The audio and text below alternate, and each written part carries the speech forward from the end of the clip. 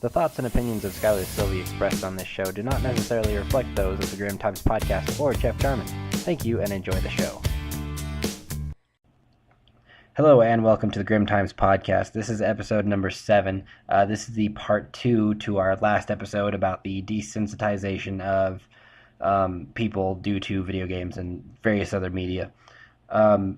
We closed the last episode kind of talking about how religion has spurred some of these horrible crimes like the Crusades and things like that.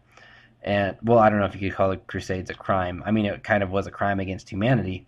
But anyway, we closed up talking about that. This time we're going to talk about a little bit of what causes some of these psychological issues, what causes some of these gangs to act the way they do, besides environment. I mean, maybe that's the main reason for it, but I'm here with my co-host Skylar Sylvie, and I'm going to kind of set this topic up before I turn him loose, and because we don't know how long that could be. I mean, he's pretty worked up right now. So basically, what I would like to touch on here is what causes these issues, what can be done to help these people or prevent these issues. Some of these people can't be helped. I mean, let's just face it. And then that begs the question, could they be evil, and does evil actually exist on the planet? I believe it does, but that's also from a religious standpoint of myself. I believe that good and evil does exist. There is no, there is natural, there's natural selection, like, not natural selection as in evolution, but I mean natural selection as in, if we see a spider in the house and it could potentially bite us, like a brown recluse, say for example, and I kill that spider, does that make me evil? Not necessarily. Does that make me evil in the eyes of spiders worldwide? Probably. So, I mean, it's, I don't know, it's such a tough topic, but all right, Skylar, you can go ahead and finish up your thought from the last episode, and we'll go from there. Okay, well, overall, along with religion causing an issue and poverty, like I was trying to say before, I'll give you a really grand example of what you get when you mix religion with poverty. I think we can all agree that Africa is in poverty, correct? Yes. Okay, well, in Africa, like not too long ago, I think it was like the end of last year, somewhere around there, don't quote me on it. Basically what happened there was, and I think I've mentioned this in another podcast, maybe not, I don't know, but anyway, the overall point is in Africa, there was 1 million people killed in 3 days. Okay, 90% of these people were not killed with guns, they were killed with machetes. And you know why? Because of religion. The Muslims are going in, the people of Muslim Africans were killing all the Christians. By the way, the Christians just stood there and took it. But the overall point is, that is my point. That poverty mixed with with religion, which freaking Islam religion does have pretty much just as much violent tendencies as Christianity. People like to say more, but that's not true. It's just as much. In fact, to be honest, the Satanism religion, has less violence in it than those two combined. So the overall point is this. You mix poverty with religion, you create a negative religious extreme mentality. And that results in only one logical outcome, which is, drama. This drama is generally performed in acts of death and violence. Do you have any idea how many 1 million people are killed in 3 days? That is a very fucked up statistic. I don't care what you say or anybody says. That's like, just imagine 4 days, how many more people they killed. And there 3 more days. This would be 2 million people if you went on that same every 3 days they kill 1 million people. It's just one of these deals where, I find it really messed up. And I'm not blaming religion here. I'm blaming poverty. Because I may not be a religious person. That is true, and I'll admit it. But the fact is that I don't believe that the point with religion was necessarily a negative attempt.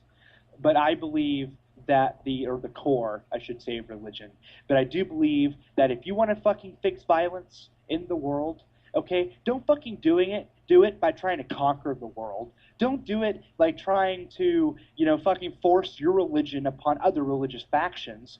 Don't do it by trying to do a political or economical war against other countries to the extreme of a narcissistic fucking governmental takeover of some other country. Do it by trying to cure poverty. And you know how you cure poverty? One of the good steps would be just removing fucking money altogether and creating a totally different system other than revolving in money. Money is the source of all evil, in my belief. It's about the haves and have-nots. That is what creates it. Mankind is naturally jealous of itself, and that is the overall point. If everybody had everything they ever wanted and had the free access, everybody had equal access to everything, nobody would kill each other. Nobody would break into other people's homes to get anything. Nobody would do anything because they would all have everything and have the same potential to get something that the other person has. You have two children that are fighting over one toy. You buy the other kid the same copy of the same toy, and then blah. You know, so the overall point here is don't try and cure poverty and with any other thing than trying to actually curing it at its core. So whatever. And when it comes down to this video games thing, back on topic with the video games and the other media and shit, I don't fucking care what that says, because if I had personally witnessed all those people being killed in Africa, I think I'd come back with post-traumatic stress disorder. I don't get post-traumatic stress disorder from fucking playing Call of Duty. I don't get post-traumatic stress disorder from fucking watching goddamn Rambo. I don't get post-traumatic stress disorder from any of that shit, because it's not fucking real. I can see the difference. Any logical, normal human being can see the difference. If you want to argue that point, you better go to a counselor. So that's basically my whole point, for the most part. Well, I think you really touched on a few things that were really good observations. I mean, especially the poverty thing. That is, I think, a very well. It's a leading factor in what would cause these crimes, like these gangs in different cities around the world. They they grew up in a poor family, and so they grew up with this mentality of everybody is against them, and they need to take what they want rather than try and Yes. get ahead the regular way. They want the fast, easy way, and they feel like the world owes them something, and so they go out and they do what they want, and people die, and in that sense, I believe they are desensitized, but from reality, and that is I what. I can agree to that. Yeah, and but as far as these religious extremists go, I mean, it's really hard to say if they're really.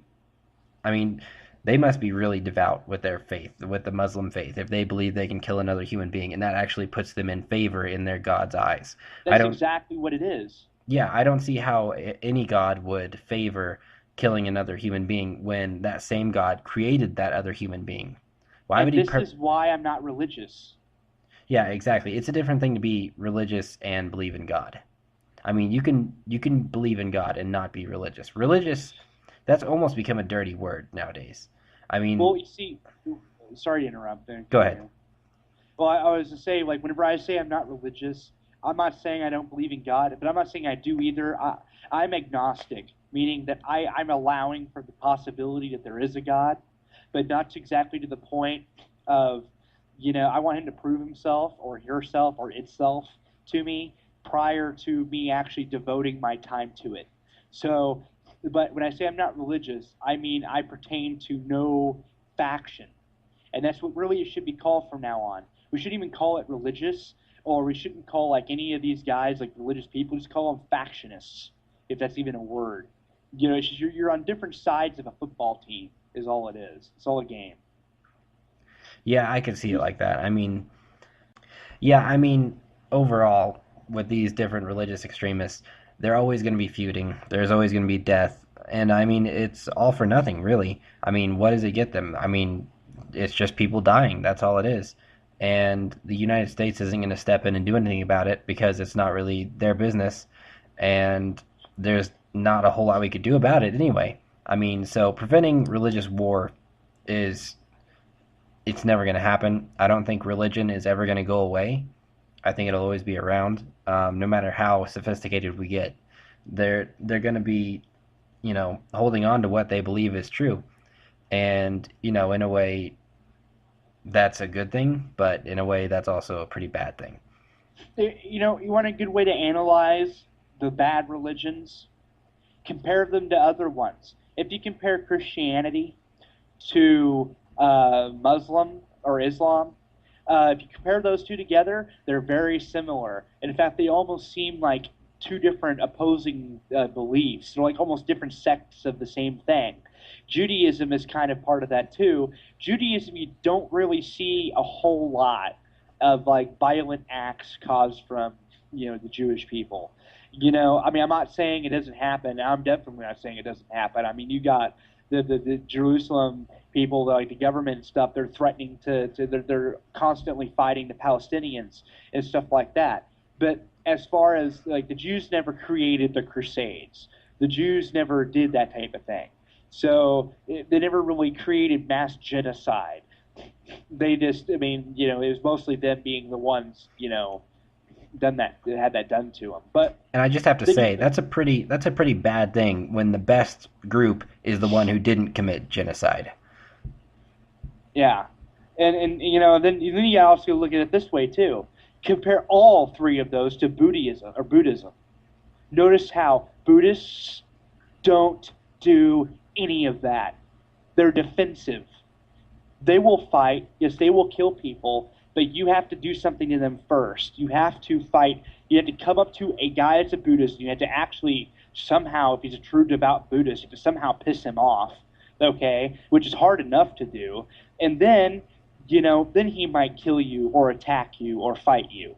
So you notice that no Buddhist has ever created genocide. None of that's never happened.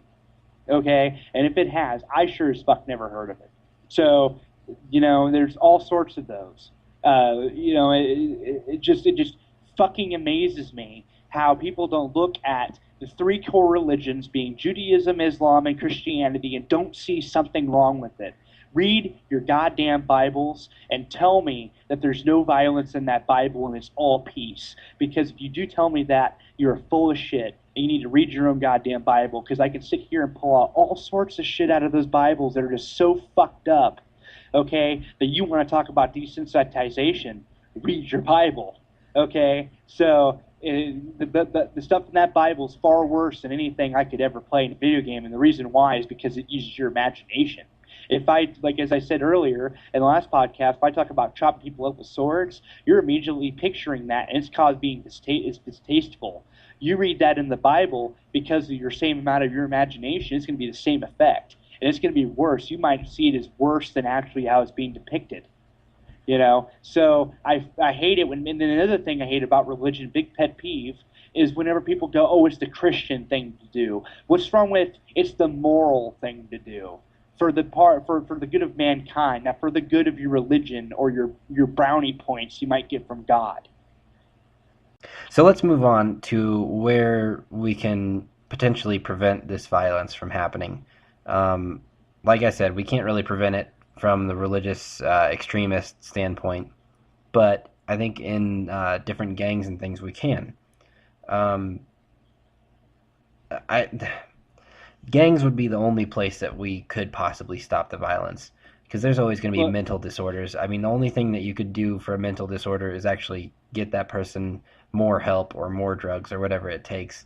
And I really wish drugs weren't the answer, but I think some people are just born to where, you just can't fix them. look, I'm gonna put it this way, and this is how I look at it. The problem with the gang thing is the only way to solve that problem is the one way that shouldn't be used, which frankly is violence. They have to use fire against fire because they're gone. Well, You want to talk about good? I think we should stop it before that though. We need to deal with the parents. The gangs that are already present, the people that are already in gangs, are to be the future fathers or mothers of their children to teach their children what they are like now. So my point is like their fathers like the current ones, like the current gang members, their fathers and their mothers, they're either already gone in jail or too old for it to matter. You go to the current, like when I say too old to matter, I mean it could be in their 30s for all that for all purposes. The overall point is once you go on that path, and this is absolutely true. Once you go on that path, there's only one way out of, or two ways out of it.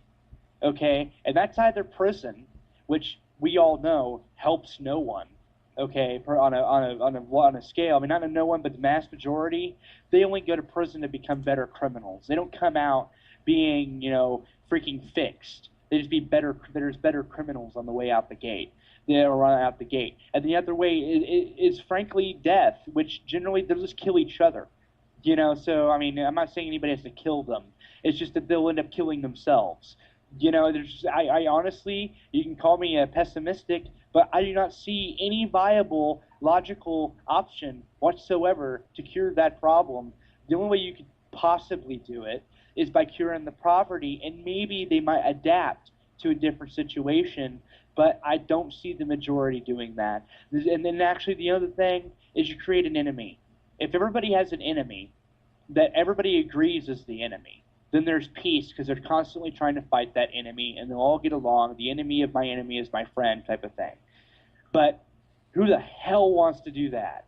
It's Well, like one of unfortunately, those. I think the gangs see the police as the enemy, and therefore all these people are getting together and committing these crimes to say, screw the police. They don't say it quite that nicely, but that's, generally what it is.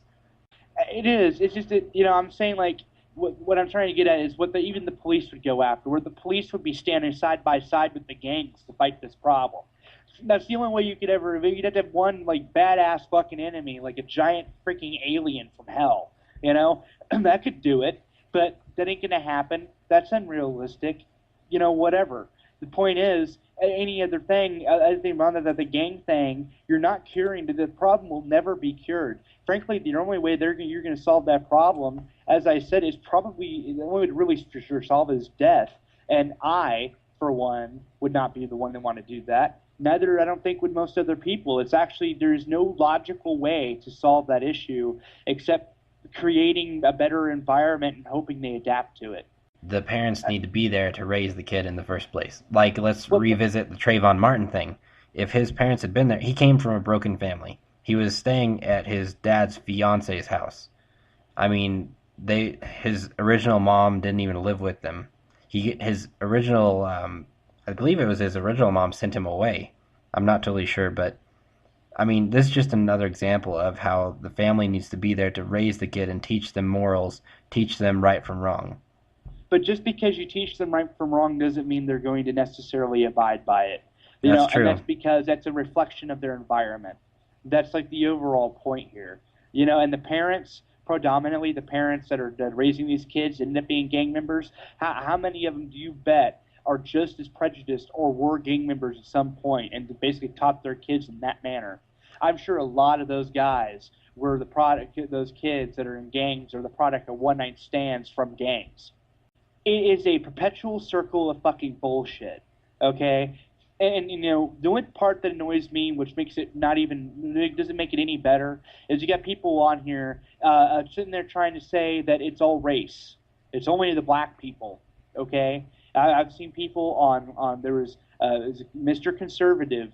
It's a forum or a blog, and they always hint at that. And the problem I have with that is simply the plain and simple fact that no, it's not has nothing to do with race whatsoever. White people are just as capable of doing the exact same thing as they are. The Italians had to have the mafia. Okay, what did they how they're not black, they're Italian. Okay, so the overall, I mean, granted, the only difference between the two is they were more organized. So the overall point here is that it's not race. That doesn't help the problem. Sure, in the United States, the majority of gang members are African American. This is true, but once again, race is completely irrelevant in this topic because the only reason why that this is happening, and this is another thing, by the way, I need to point this out, as I think I've discussed before. In fact, I think the very first podcast actually is if you treat every single person like Americans instead of going white, black, Chinese, Mexican, okay, you solve a whole other issue there too. That's the big problem. Is that our country is designed to be racist by picking and choosing which one is white or black or Mexican or Chinese. Well, that's all true. Plus, I think actually race does factor into it a little bit because if you look at a place like San Diego, for example, they have all these different gangs and they're actually feuding amongst themselves. The Asian gang, the Mexican gang, the black gang, the white gang. They're all fighting each other for some reason, for some stupid thing that I'm sure happened years and years ago, yet they're No, still angry over it. no. What I was getting at is that the black people aren't naturally evil to the point where, oh, this guy's black, he's going to be in a gang. Well, right. That's the assumption that these people are trying to coin to. Is they're trying to state that just because this person's this race, that he's going to be in a gang. It's like destiny. He has no choice. That's the vibe given off by blogs such as what I just mentioned, which is Mr. Conservative is a big one. White supremacist. Yeah, they're trying to make themselves, their race, better than somebody else's.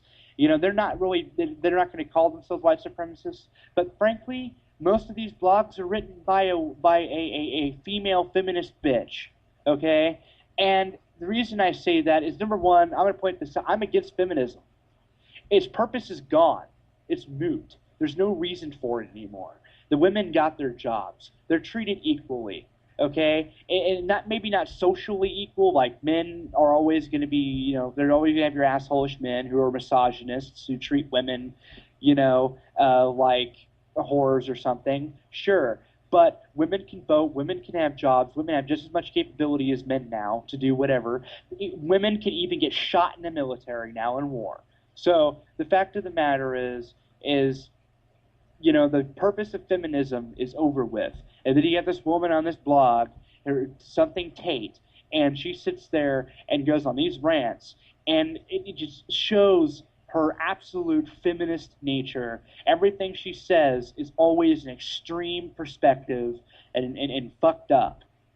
And and half the time I never really, I always want to go on there and just yell at her, pretty through writing. It just I don't know, it annoys the hell out of me. Yeah, I understand. We're at the end of this podcast here. Did you have a final thought you want to squeeze in? Yeah, I'm just going to sum up the whole thing really quickly. If you want to cure the issue, get rid of the racism in America by if the government wants to cure it, the government needs to stop picking and choosing who's religious, whose race is what, and everything, and treat everybody like Americans. And then secondly, solve poverty by bringing back the outsourced jobs, give people jobs, and try and actually fix these communities that are fucked up. And then you'll find that some of them, maybe not all, maybe even most of them, might actually conform to a civilized nature and stop all their bullshit. It's very possible. It's either that or kill all of them, which frankly is not a very good idea, as I think anybody would agree. Right. Well, I think we're going to have to do another episode on this at some point in the future. There's just so much we could cover here. But, I'm sorry this wasn't the happiest podcast of all. It wasn't the funniest.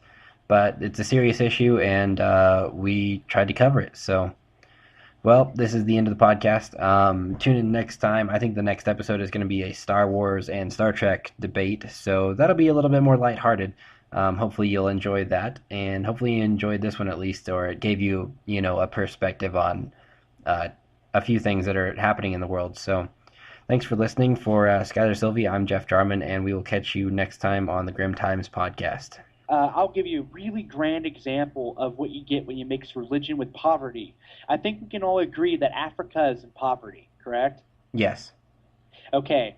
Well, in Africa, like not too long ago, I think it was like the end of last year, somewhere around there, don't quote me on it. Basically what happened there was, and I think I've mentioned this in another podcast, maybe not, I don't know, but anyway, the overall point is in Africa, there was 1 million people killed in 3 days. Okay, 90% of these people were not killed with guns. They were killed with machetes. And you know why? Because of religion. The Muslims are going in. The people of Muslim Africans were killing all the Christians. By the way, the Christians just stood there and took it.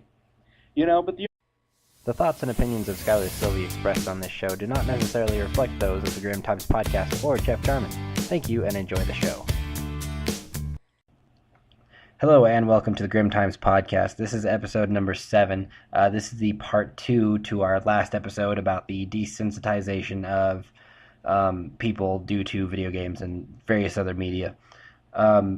We closed the last episode kind of talking about how religion has spurred some of these horrible crimes like the Crusades and things like that. And, well, I don't know if you could call the Crusades a crime. I mean, it kind of was a crime against humanity. But anyway, we closed up talking about that. This time we're going to talk about a little bit of what causes some of these psychological issues. The overall point is, that is my point. That poverty mixed with religion, which freaking Islam religion does have pretty much just as much violent tendencies as Christianity. People like to say more, but that's not true. It's just as much. In fact, to be honest, the Satanism religion, has less violence in it than those two combined. So the overall point is this. You mix poverty with religion, you create a negative religious extreme mentality, and that results in only one logical outcome, which is drama. This drama is just what causes some of these gangs to act the way they do, besides environment. I mean, maybe that's the main reason for it, but I'm here with my co-host Skylar Sylvie, and I'm going to kind of set this topic up before I turn him loose, and because we don't know how long that could be. I mean, he's pretty worked up right now. So basically, what I would like to touch on here is what causes these issues, what can be done to help these people or prevent these issues. Some of these people can't be helped. I mean, let's just face it. And then that begs the question, could they be evil, and does evil actually exist on the planet? I believe it does, but that's also from a religious standpoint of myself. I believe that good and evil does exist. There is no, there is natural, there's natural selection, like, not natural selection is in evolution, but I mean natural selection is in, if we see a spider in the house and it could potentially bite us, like a brown recluse, say for example, and I kill that spider, does that make me evil? Not necessarily. Does that make me evil in the eyes of spiders worldwide? Probably. So I mean, it's I don't know. It's such a tough topic, but all right, Skylar, you can go ahead and finish up your thought from the last episode, and we'll go from there. okay. Well, overall, along with religion causing an issue and poverty, like I was trying to say before,